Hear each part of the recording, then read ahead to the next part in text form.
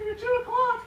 Great, right on time. How are you doing this afternoon, Mr. Brewer? Doing great. How about yourself? Oh, well, it's Friday, so I can't complain. Hey, you're right about that. Do you have any good plans for the weekend? Yes, I do. In fact, I'm playing a charity golf tournament with my brother and father on Saturday. That sounds very nice. We'll definitely have the weather for it. Indeed, I will.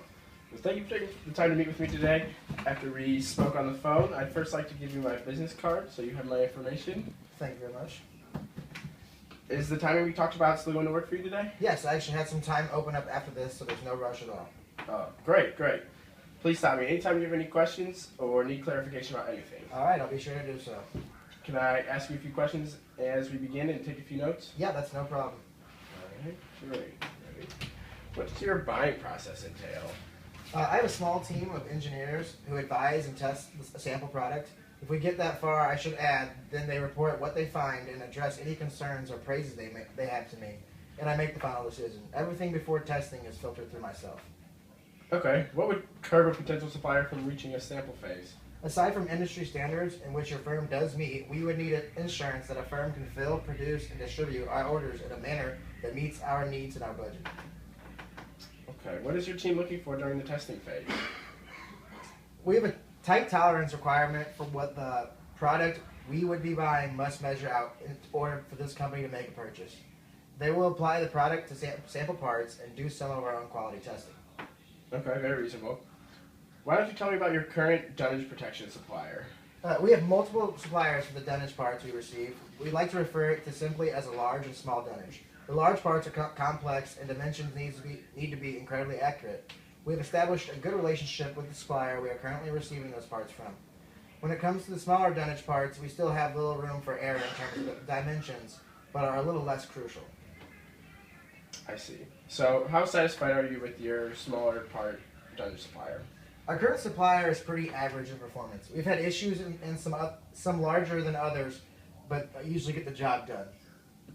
Okay, what are some of the larger issues you've experienced? Well, for example, a few months ago, we had a shipment come in that was completely unusable. Every part was totally off-spec, and we had trashed the entire order. Wow, okay. How did that impact your assembly line? We had to halt that stage of the production and let everything else progress as far as that point in the process. How long was it held up for? For the rest of that business day. We have a daily shipment of a part, so we were able to resume operations the following day. Luckily, the majority of those parts were usable. Still had some backlog for the following couple of days, though.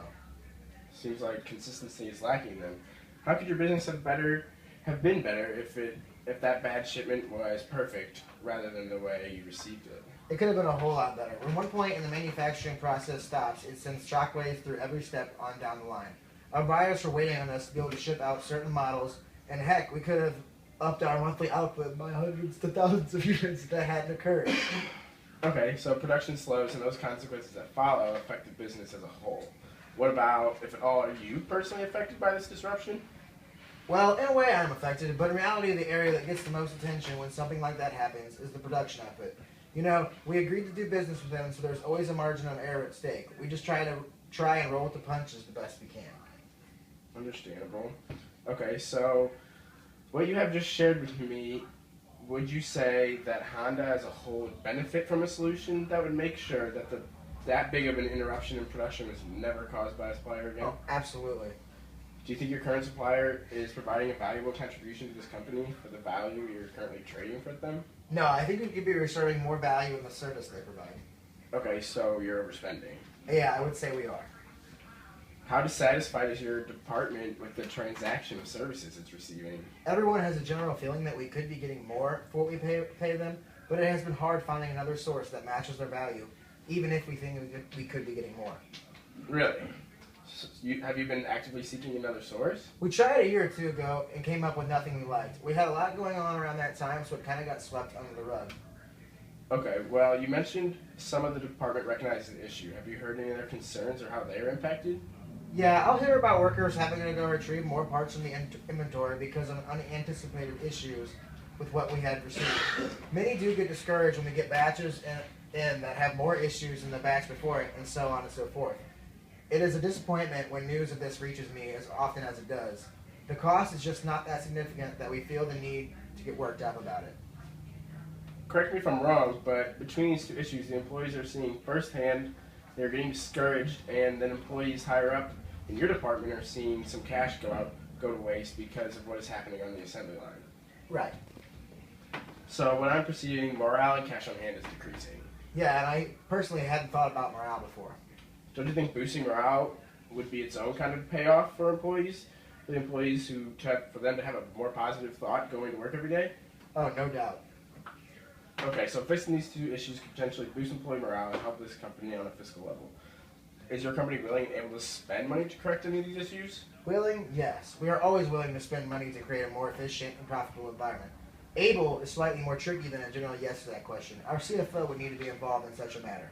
Okay, so there is another party who should be involved in this decision making? Yes, I am sorry. That is my mistake. Don't worry about it. Is there anyone here who's available right now? Yeah, let me find out. Susan, would you mind sending Barbara down? Oh, sure thing, Mr. Klein. She should be on her way down right now. Great, I hope I don't take up too much time. Hello, Barbara. This is Trevor Brewer from St. Clair and Rush. Hi, nice to He's meet here you. regarding our protective applications for parts as they meet down our assembly line. Hello, Barbara. It's nice to meet you. I promise I won't take too much of your time. Please use all the time you need. Andrew mentioned you were coming in this week. I am glad to meet you, and you must have really enticed Andrew if you got me involved. Well, actually, I haven't gotten to my presentation yet, but I think Andrew is interested in what you guys can do to resolve some issues. Okay, yeah, very interesting. I remember when we were looking for a new supplier, we just had a lot going on at the time, and I think it's worth thinking about. Great, let's jump right in then. How much would you say you're spending on a monthly basis for the parts you're currently being supplied? I think right now about $8,000 a month. Okay. That's close to $100,000 annually. How comfortable are you with that figure? I'm very comfortable. It's very minimal in the grand scheme of our whole budget. Of course. Did you have a cap on how much you would spend when you began doing business with them? No. Okay. I think if you spent a fraction of your current annual cost on top of that $100,000, you could see some serious improvements. Is Honda able to do something like that? Yeah, I definitely think we have some breathing room on that number. It would need to be justified in services, though. Okay. If Sinclair and Rush could fix these issues and stay within your comfort zone in terms of budget, would Honda be prepared to make a decision today? I think they might. All right, Mr. Klein, are you in favor of this idea? If the money is there and the solution is right, then I'm definitely on board. Okay, let me address the first issue at hand, is the larger quantities of damaged and out-of-spec parts you're receiving.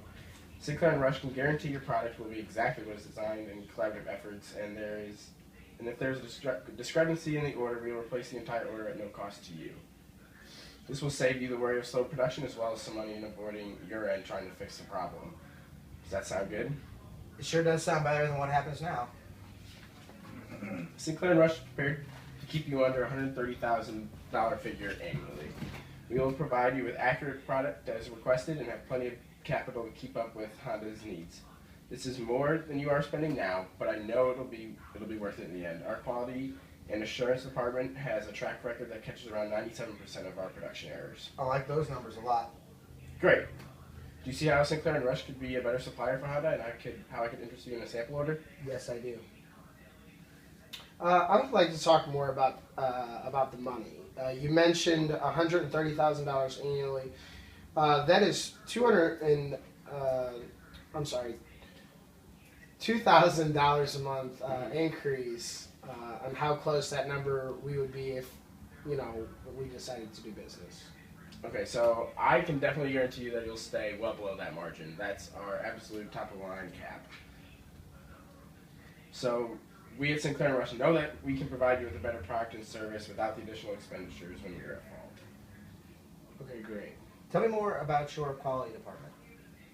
Our quality department has two levels. We have people who are checking product as it's coming right off the line, and then another inspection area where they're checking product as it's being boxed and sealed up. And before it gets to you, it'll come along with that inspection notice and the date that went down.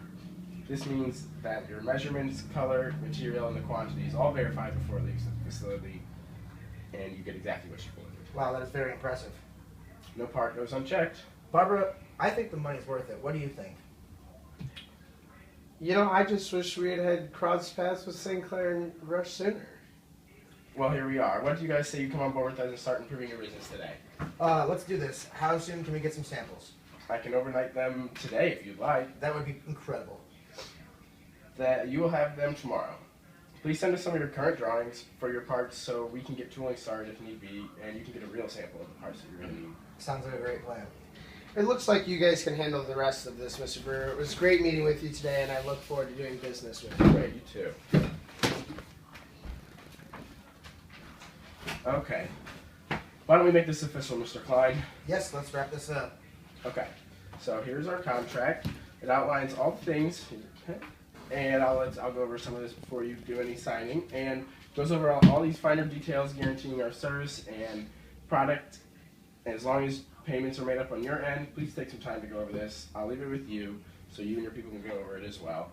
I know this is a big decision for a company like Honda, and I want you to be completely satisfied with our services and have no regrets. Great, I'm going to sign this right now and present this change to the other directors before the end of the day.